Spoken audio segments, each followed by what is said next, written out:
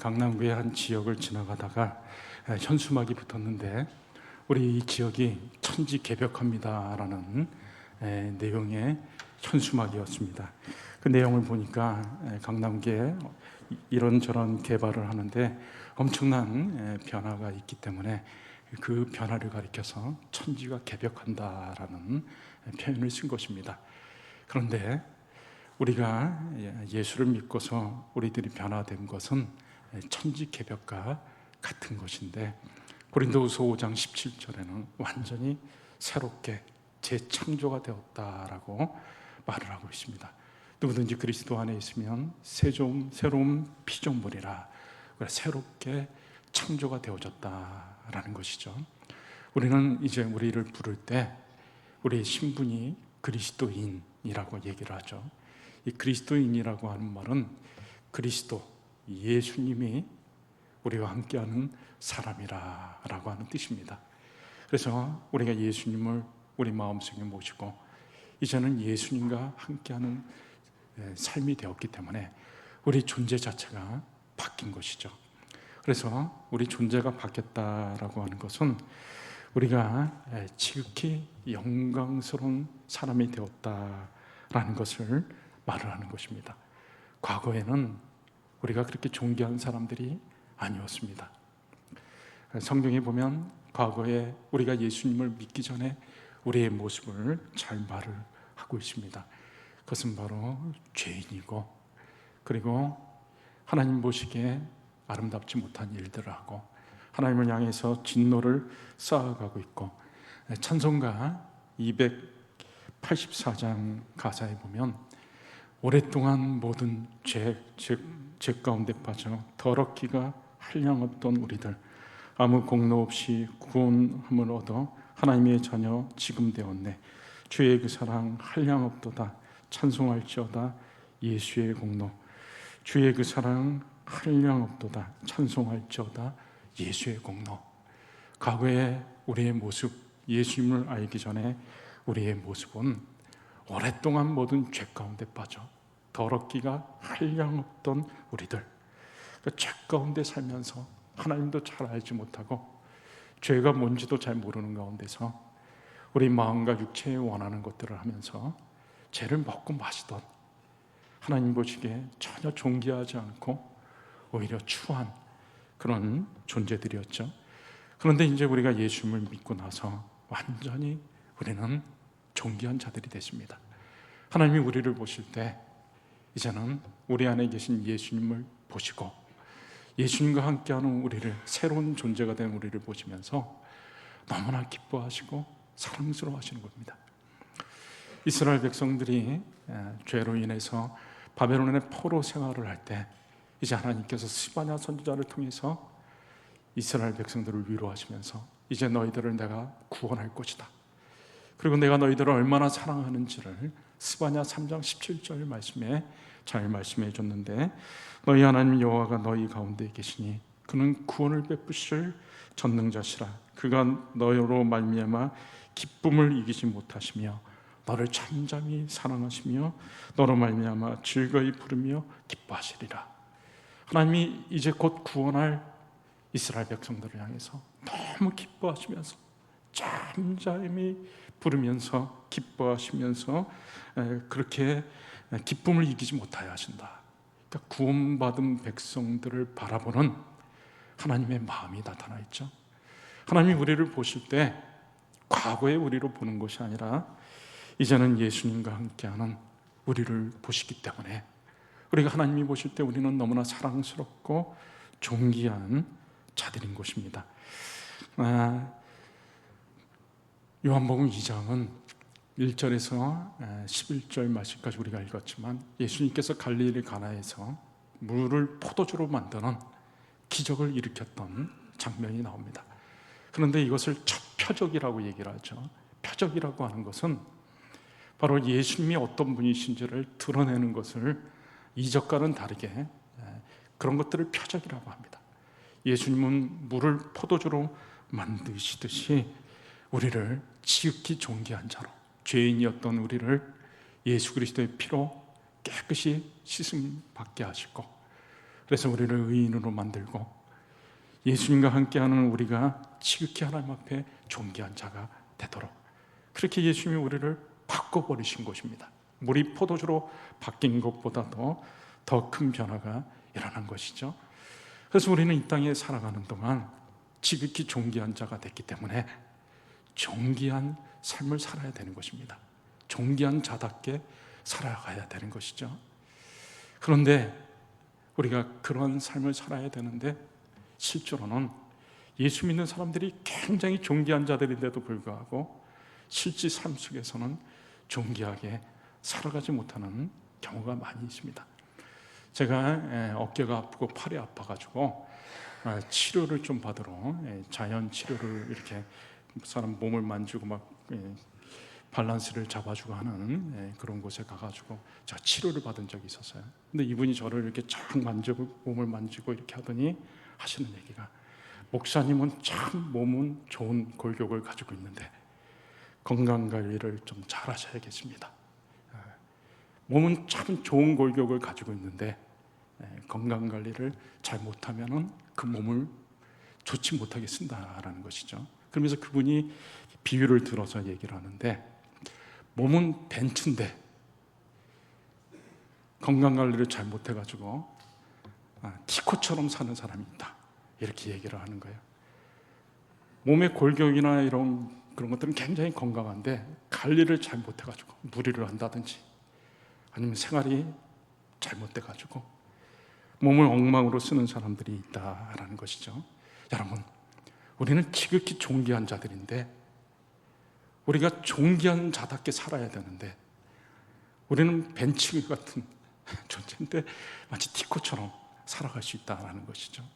우리는 예수님을 마음속에 모셔드렸기 때문에 하나님 보시기에 지극히 존귀한 자이기 때문에 존귀한 삶을 살아야 마땅합니다. 자, 존귀한 삶을 살아가는 관건은 다른 것이 아닙니다. 우리 안에 계신 예수님, 우리의 빛이 되시고 우리의 생명이 되시고 소망이 되시는 예수님이 우리 삶 속에 자꾸 나타나시면 우리가 존귀한 삶을 살게 되는 것이죠.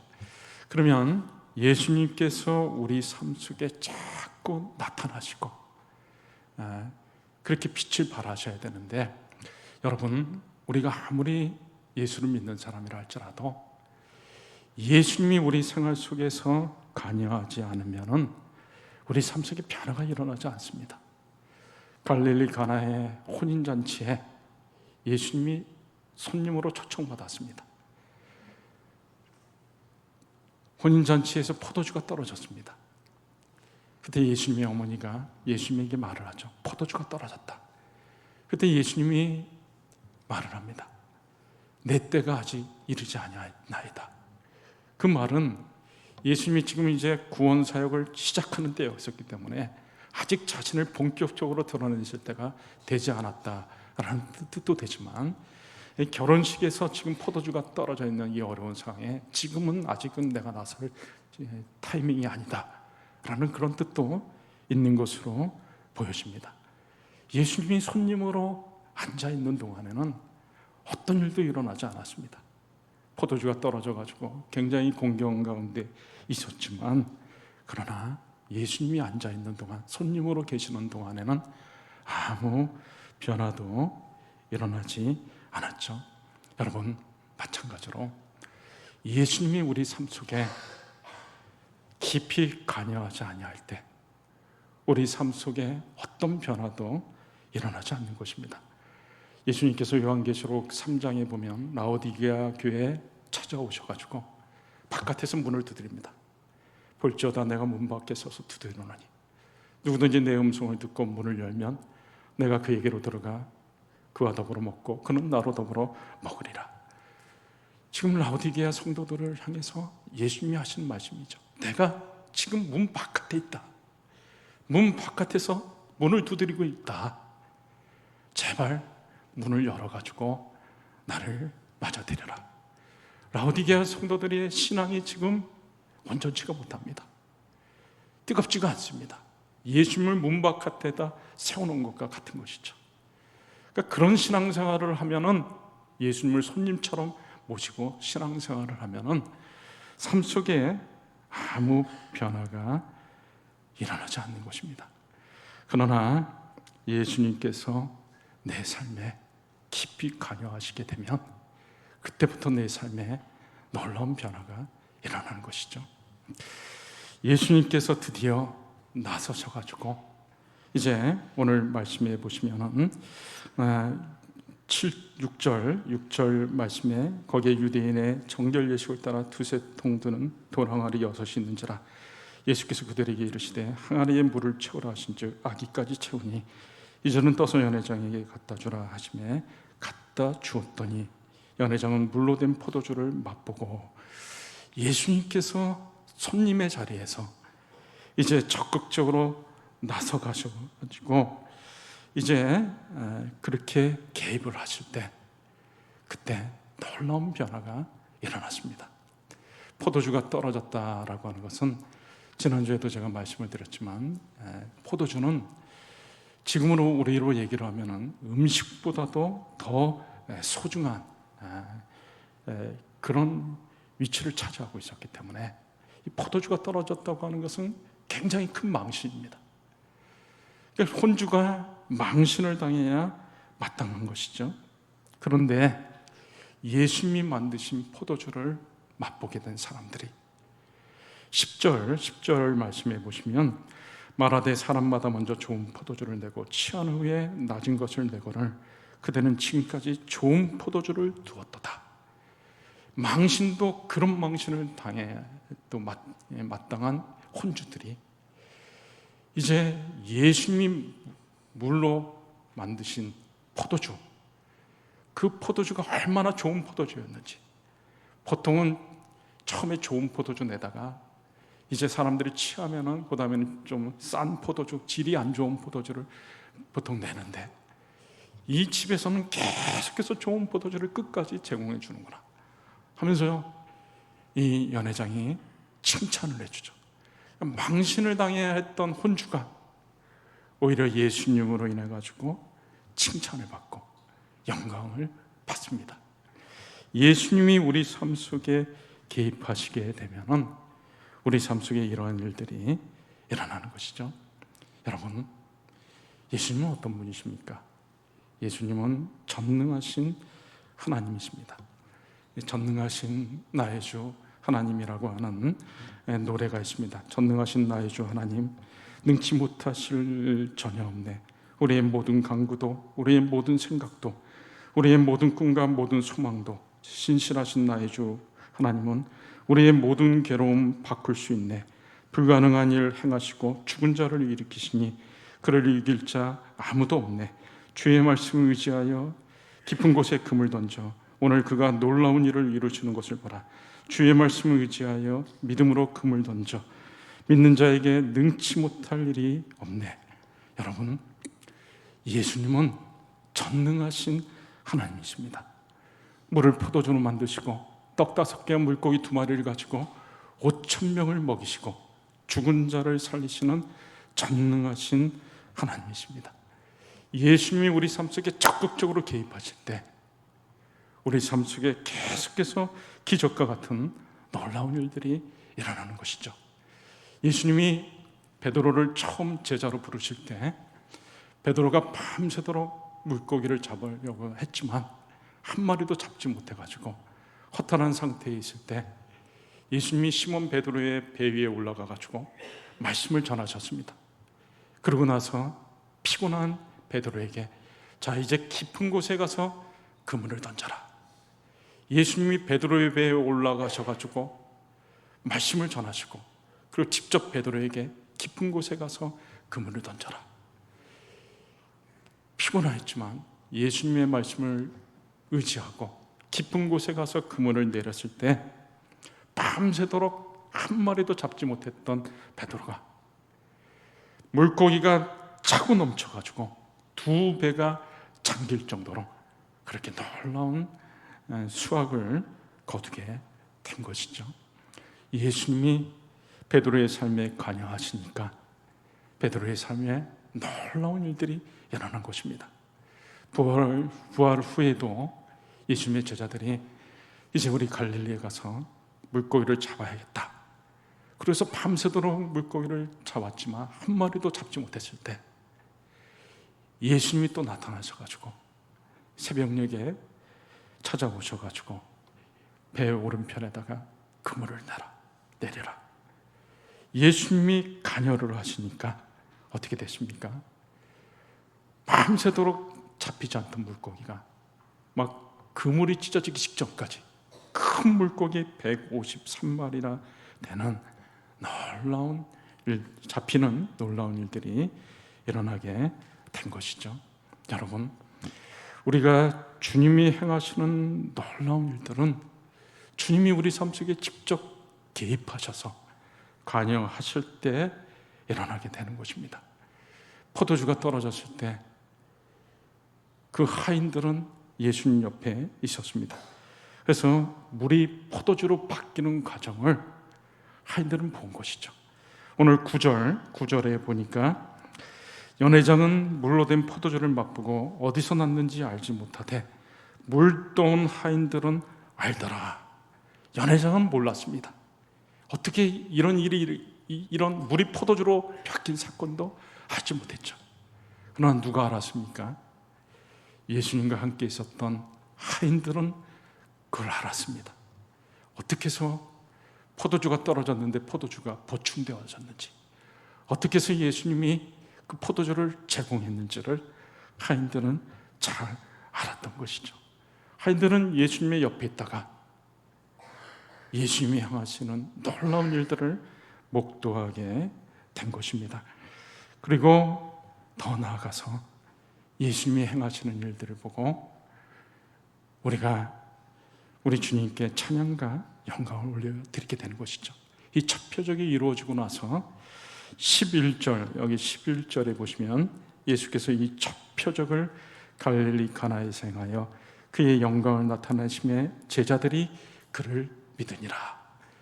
예수님이 우리 삶 속에서 계속해서 관여하시면서 막 역사하실 때 우리가 예수님이 행하시는 일들을 보게 되면서 감사와 찬양과 영광을 올려드립니다. 자, 그럼 이제부터가 이제 중요한 결론 부분으로 들어갑니다. 자, 그러면 예수님이 우리 삶 속에 깊게 관여하시려면 우리가 어떻게 해야 되는가?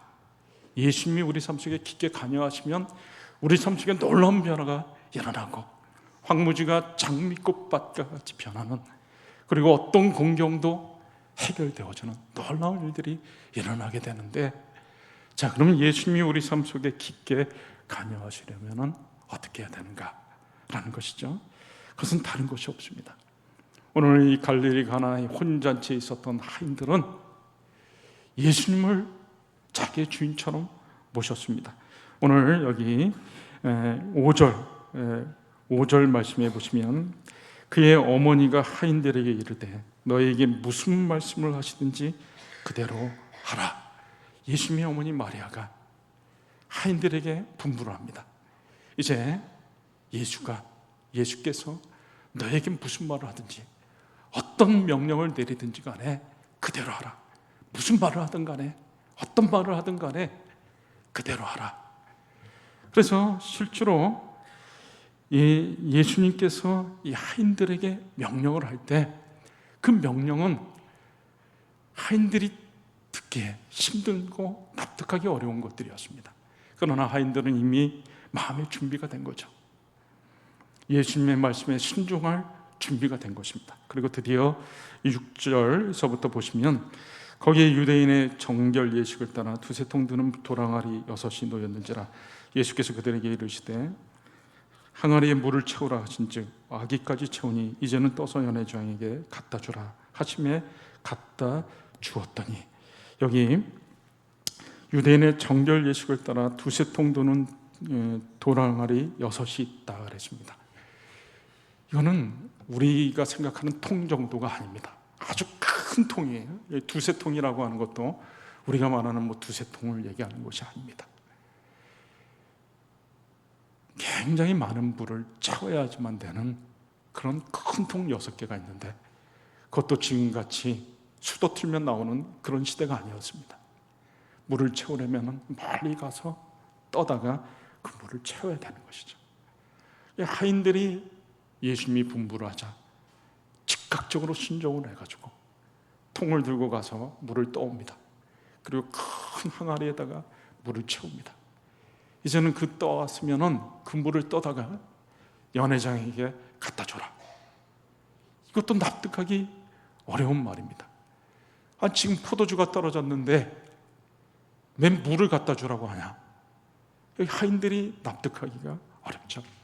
그러나 하인들은 무조건 순종, 예수님의 말씀에 무조건 순종해가지고 자기들이 떠온 물 뻔히 알면서도 그 물을 연회장에게 갖다 주었죠. 여러분, 우리의 삶 속에서 참으로 예수님이 깊이 관여하시려고 하면 우리가 예수님을 우리 삶 속에 24시간의 삶 속에서 나의 주님으로, 나의 왕으로 모시고 살아야 되는 것입니다. 먼저 우리가 예수님이 나의 주인이시오 나의 왕이라고 하는 사실을 언제나 인식하고 인정하며 살아야 됩니다. 지금까지는 내가 내 삶의 주인이었습니다. 내가 주인공이었습니다. 하나님께 도와달라고 요청을 했습니다. 내가 주인공이고 내가 하는 것이고 내가 모든 일들을 감당하는 것이고 하나님은 나의 조력자에 불과했습니다. 그래서 하나님 보고 나를 도와달라고 이렇게 기도를 했죠. 그러나 이제는 예수님이 나의 주인이시고 나의 왕이시기 때문에 이제는 예수님이 중심으로 모든 삶이 바뀌는 것입니다. 그래서 이제는 내가 기도도 달라지는 것이죠. 하나님 나를 도와주세요 가 아니라 하나님 내가 하나님을 돕겠습니다. 하나님의 뜻에 순종하겠습니다. 무엇을 명하시든지 간에 주님의 뜻에 순종하겠습니다. 나를 주님의 귀한 일에 도구로 사용하여 주시옵소서. 그렇게 바뀌는 것이죠. 그리고 예수님을 나의 주인이시고 나의 왕으로 모시고 24시간 예수님과 동행하는 삶을 살게 되고 언제나 예수님의 말씀을 들을 준비, 순종할 준비를 하고 살다가 예수님이 뜻이라고 생각되어지면 예수님이 나의 심령에 말씀한다고 생각되면 즉각적으로 순종을 하는 것입니다. 그것이 바로 예수님을 나의 주인으로 나의 왕으로 모시고 사는 것이고 그렇게 했을 때 예수님이 나의 삶 속에 깊이 관여하시게 되고 나의 삶 속에 놀라운 일들이 계속해서 일어나게 되고 나는 그것들을 보며 하나님 앞에 더 감사와 찬양과 영광을 올려드리게 됩니다. 저는 요새 이 겸손이라고 하는 말에 대해서 좀 많이 생각을 해보게 되었습니다. 여러분, 우리가 보통 겸손이라고 하면은 어떻게 생각을 합니까? 겸손이라고 하면 나를 낮추는 것, 자기를 잘 낮추는 사람을 겸손한 사람이다라고 얘기를 하죠. 저도 전에는 겸손이라고 하는 것이 나를 낮추는 것으로만 생각을 했습니다. 근데 제가 하나님의 말씀을 잘 보고 또 하나님의 은혜 가운데 살려고 자꾸 하다 보니까 이 겸손이라고 하는 개념이 조금씩 바뀌더라고요. 이 겸손은 나를 낮추는 것이라기보다는 내가 하나님 앞에서 내 자신을 잘 아는 것이다 라는 것입니다. 나는 어떤 사람입니까? 전혀 하나님 앞에 존귀하지 못했던 사람인데 하나님의 은혜를 베풀어 주셔서 예수 그리스도의 보혈의 피로 깨끗이 죄 씻음 받고 죄인에서 의인으로 바뀌었습니다. 내가 존귀한 자가 된 것이죠. 이 구원에 있어서 전적으로 내가 한 것은 아무것도 없고 하나님의 은혜로 되었습니다. 그리고 예수님이 나의 삶의 주인이시고 나의 왕이십니다. 내가 내 자신을 자꾸 알게 되니까 나는 종이고 하인이구나. 예수님이 나의 주인이시고 나의 왕이시구나. 여러분, 종이 무슨 자기를 낮추고 그럴 필요가 뭐가 있습니까? 종은 원래 낮은 사람인 것이죠. 하나님 앞에서 내 자신을 잘 알게 되니까, 예수님 앞에서 내 자신을 잘 알게 되니까 겸손이라고 하는 말 자체가 별로 의미가 없습니다. 세례 요한이 그랬잖아요. 나는 예수님의 신들매를 매기도 감당치 못할 사람이다. 이 신발끈을 매는 사람은 종이 하는 것이죠. 자기는 예수님이 어떤 분인지를 알고 나니까 예수님이 온 세상을 구원하러 오신 구세주시고 하나님이시라고 하는 그 놀라운 사실을 알게 되니까 자기는 예수님의 종도 못 되는 사람, 신발끈을 매기도 합당하지 않은 사람이다 라고 고백을 한 것입니다. 우리가 하나님 앞에서 내 자신을 알고 내가 어떻게 구원받았고 예수님이 나의 삶 속에서 어떤 분인지를 내가 알고 내가 어떤 존재인지를 알게 되면 나는 그냥 아무것도 아니다. 겸손이라고 하는 말 자체가 아무 필요가 없는 그저 나는 우리 주님의 종이요 하인이다 라는 의식을 가지고 살게 되면 절대로 교만할 수가 없게 되는 것입니다.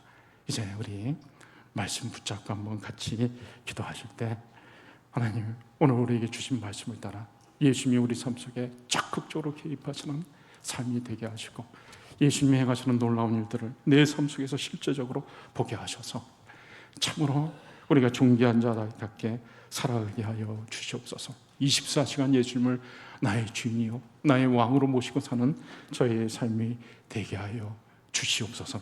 우리 한번 말씀 붙잡고 1, 2분 정도만 같이 간절히 기도하시겠습니다.